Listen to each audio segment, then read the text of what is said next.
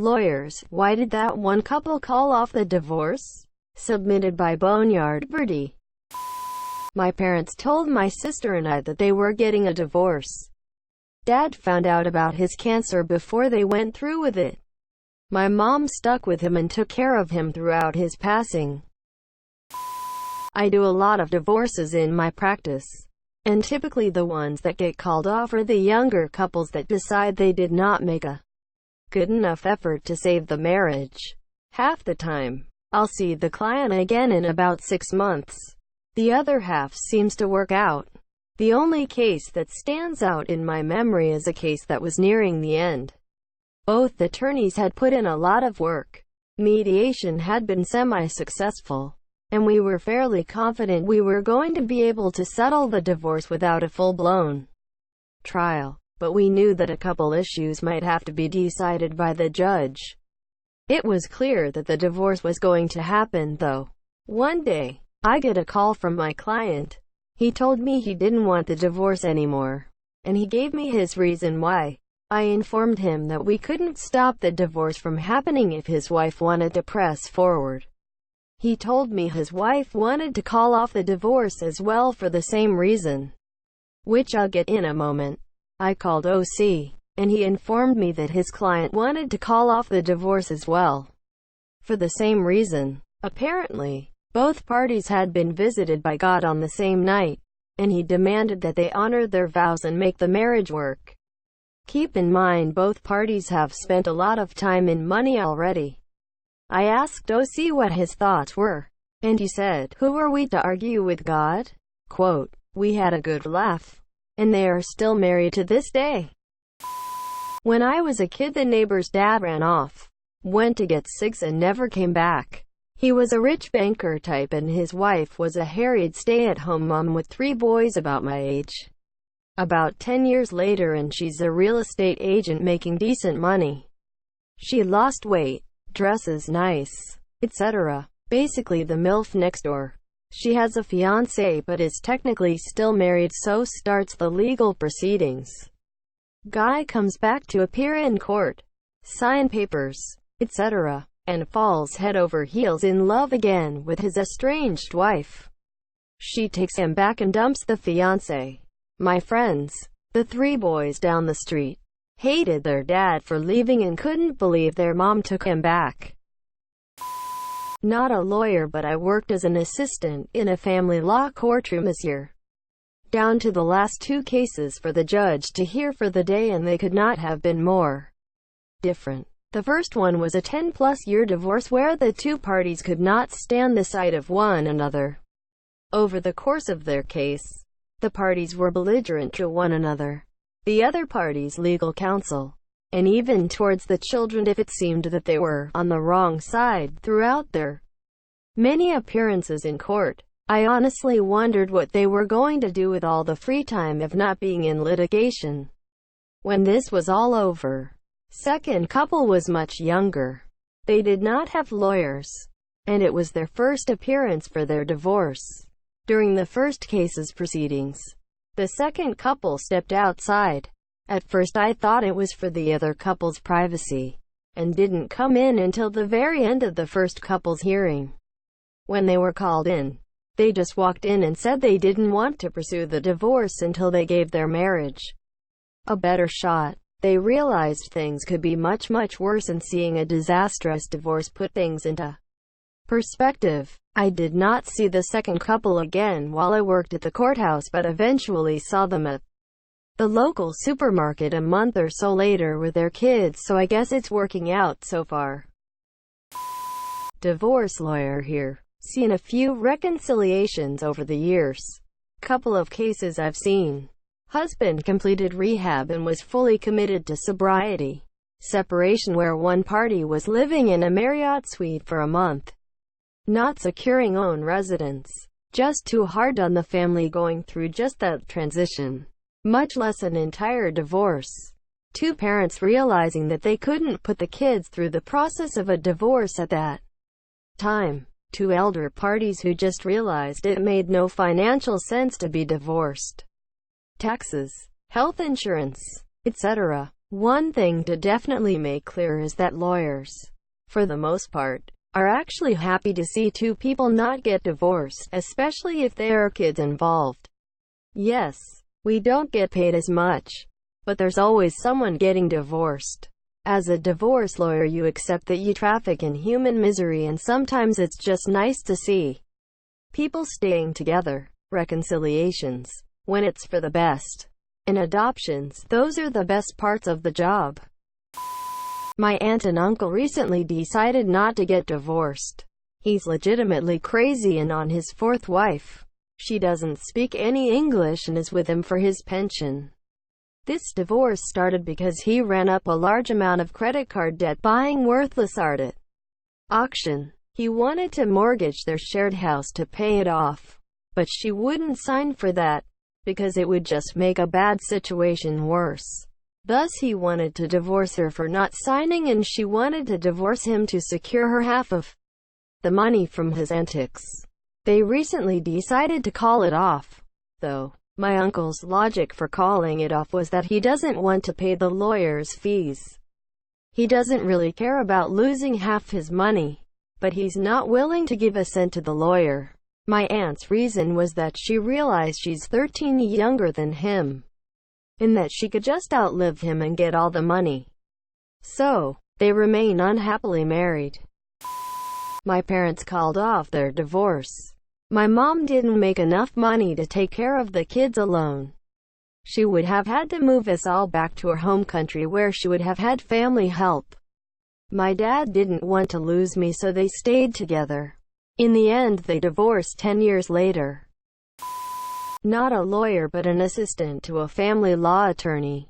Had a call yesterday from a woman looking for a divorce, but was unsure how to go about it.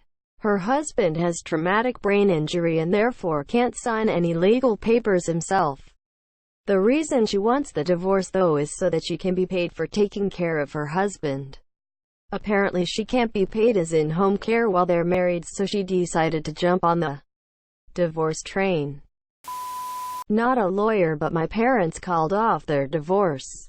I'm pretty sure they weren't all that serious about the divorce in the first place. But my dad left in the middle of the night after an argument. We were having money problems, so they fought a lot, but I don't think either of them ever left the house until this point. He stupidly went to stay with his much younger, attractive student, both adults. My dad had taught her for years at TAFE. She and many other students of his have close relationships with my parents. My mom took this as a personal assault and confirmation that he was cheating, so started the divorce process. My dad got an apartment. They both struggled even more apart. My brother had a school performance and they both reconnected. He moved back in that week and got out of his lease. They dropped the divorce. I was pretty young, so there was probably a lot that went on that I didn't see. But it seemed to me very hasty and not thought through. TBH. Attorney in South Africa. When I was a candidate, I joined the firm when a contested divorce was finally reaching the trial date. Getting to trial for a contested divorce in South Africa can sometimes take years, due to the immense amount of expensive legal shit the parties pull on each other. The day before the trial, both parties decide to reconcile, only informing the principal attorney the day of the trial. While my principal was angry, he still had money on trust and could pay the advocate's day fee. Well, it didn't work out, and a year later we get to the parties an uncontested divorce. I had to drive the client to the high court for it. My principal was done with their shit and had me drive him. And he informed me that he was meeting the soon-to-be ex-wife at a hotel afterwards.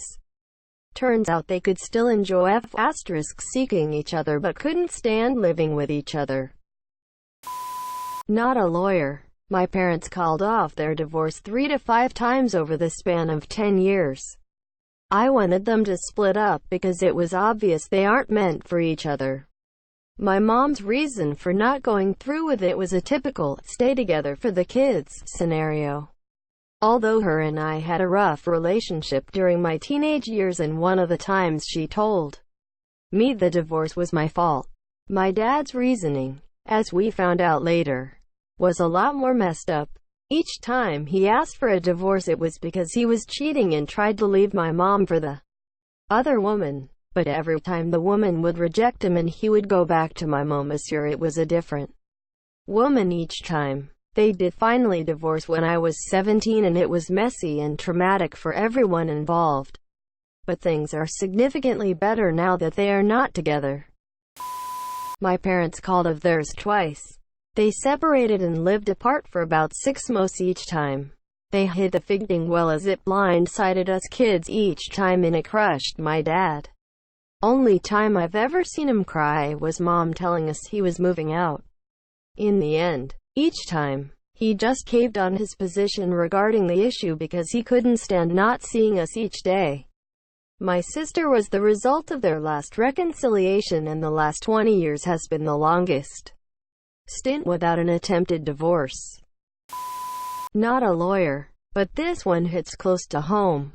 Currently divorcing my bipolar wife of 13 years. Because she's in a 14-month-long manic, psychotic episode where she compulsively cheats with a man. That's the TLDR. It's insanely complex. I can't stand it, and it's probably the only option. To let her completely crash and burn in her fantasy, so she may start to heal. But sometimes, for a few days, the mania recedes, and she's back, and she realizes what she's done, and she's scared of herself, of the disease, of her future. And I know she loves me, and I feel like shit, because it's like I'm putting down a sick puppy. I'm the sole earner, because she never could hold to a job due to her BP. She's going to be fucked. Really fucked. And I really want to stop everything. But I know that her anxiety will creep back, and she'll have another panic attack and rush to him again. I would stop everything in a heartbeat if we could get that shit under control. But I feel we tried everything. Fuck that disease. Here's a story from my dad's side. Wife and husband were at a divorce, but wife vetoed that idea and made sure that if hubby goes with it, he's going to be sucking dick for a place to crash, as the wife supposedly said. Husband was in relationship with another woman and was going to divorce the wife to get half of her wealth so he could go with his mistress. Husband doesn't have a job and is pretty much fucked at this point because he became complacent and arrogant. The funny part is that all the kids from the husband and wife and the husband and mistress get along great. The mistress started working for the wife and stopped her relationship with the man. So now, the husband has to deal with his wife and ex-mistress being besties and the kids all being good friends. Not the lawyer. They didn't call off. The woman asked for increasingly outrageous things and the guy agreed with everything. There was an agreement, and he killed her in the same night and then himself. Not a lawyer. My brother-in-law's parents were getting a divorce but then decided to wait until the last kid was an independent adult before getting divorced. They didn't let the kids know until the youngest was 16. I don't think they hated each other, but they were seeing other people after the kids knew. They let the kids know that they were basically roommates for the time being and that it was okay. They made sure that the kids didn't have to live 2 lives or pick sides. Whatever the reason was for not being together as a couple, they kept to themselves. We still don't know the reason. All I know is that none of the kids feel like it was anyone's fault. Had happy lives, and love both the parents. Both parties are happy not being together and the divorce was very clean. Funny story. Not a lawyer, but when my older sister was 3, my parents were thinking about getting a divorce. They had been married 6 years at that point. They were separated and discussing details amicably, when one night they got *friendly. Well, as they continue to discuss divorce over the next few months, my mother realizes she's pregnant with me, so they decide to give it another shot. Spoiler alert, it ends in an extremely messy divorce 13 years later. My dad cheated on my mom and then left her for the other woman. plus a whole lot of other manipulation and mental abuse. But hey, I exist, so there is that.